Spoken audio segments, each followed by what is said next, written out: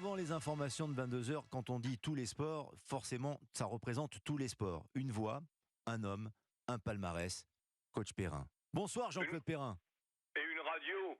Ah bah, Bonsoir Lionel. évidemment, toujours sur Europe 1 pour l'éternité. Europe 1, c'est votre radio, Jean-Claude. J'espère. Il n'y en a pas d'autre. Bah, comment ça, vous espérez? Évidemment, c'est un fait, c'est un constat, c'est un postulat. Jean-Claude, on est ravis de vous entendre. Vous êtes toujours en direct avec nous, bien sûr, pour parler de Teddy Tamgo, qui est parti dans une aventure assez incroyable. On rappelle que c'est un champion du monde de triple saut en 2013. Il est français, qu'il est retraité depuis 4 ans. Mais il a décidé de sortir de cette retraite pour un dernier Tamgo à Paris et participer aux Jeux Olympiques 2024, Jean-Claude. Oh, c'est un véritable pari. C'est même un défi.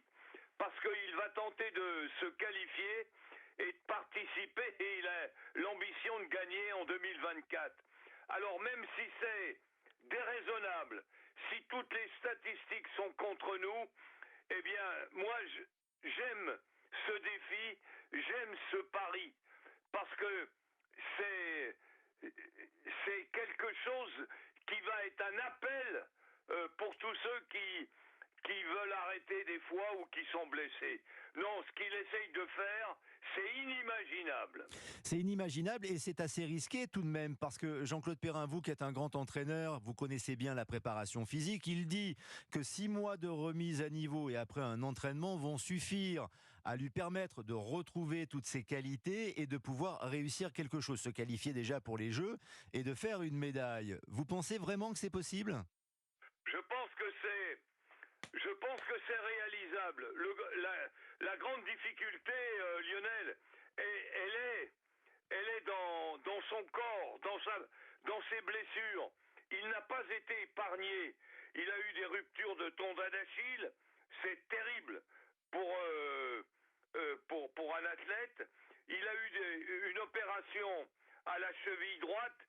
Il a eu une fracture à l'autre cheville, et évidemment en triple saut où il y a une force d'impact qui est très très grande sur les pieds, la plante de pied avec la vitesse, pour ne pas s'écraser. Évidemment là personne ne peut le dire.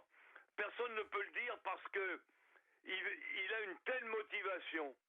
C'est un garçon qui a de telles qualités. Moi je l'ai vu en championnat, Lionel, à Aubonne, sauter 8,01 m et enchaîner quelques semaines après 17,91. C'est un homme qui a qui avait des normes physiques exceptionnelles, comme on en voit rarement sur les stades. Et puis alors, un mental. La différence, il l'a faite là. Il l'a fait au mental et c'est sans doute ça aussi qui l'a piqué puisqu'il est entraîneur. Alors il n'a que 33 ans pour un athlète, pour un triple sauteur. Vous allez nous dire, Jean-Claude Perrin, est-ce que c'est encore jeune, même si depuis 4 ans on a arrêté la haute compétition, mais le fait de diriger, d'encadrer aussi d'autres athlètes, de peut-être redonner cette envie. L'objectif des Jeux Olympiques à Paris, on peut le comprendre. Et aussi, vous le disiez, les distances et les records qui ont été les siens par le passé. On rappelle que c'est un ancien recordman en salle, recordman mondial avec 17,92 m, ce qui est exceptionnel. Oui, et puis surtout, quand il regarde évidemment, il a pas pris cette décision à la légère, même si elle est arrivée dans vos salles de rédaction le 1er avril, où tout le monde m'a téléphoné pour me dire toi qui le connais bien, c'est sûrement encore une de ces plaisanteries. Mais non, pas du tout. C'est pas du tout une plaisanterie. C'est un homme qui croit en sa force, en son destin. Il n'a pas peur de se lancer un véritable défi. Et ma foi, je pense que c'est réalisable. Alors évidemment, sous quelle forme, on ne sait pas, parce que le triple saut a très peu bougé. Les performances pour gagner sont assez stables actuellement. Et c'est quand même un homme, Lionel, devant nous, à Moscou, alors qu'il était en train de gagner le titre, puisque avec ses 2 premiers essais, il était en tête avec 18,04 sur le 6e. Eh bien, je l'ai vu retomber à plus de 18 mètres, 18 mètres 50, et comme si de rien n'était. Donc c'est un homme sans limite, c'est un homme de défi. Il va tenter quelque chose. Chacun a son annapurna. Il va le tenter. Il faut lui faire confiance. Et puis c'est un homme excessif. C'est un homme qu'on a souvent mal compris.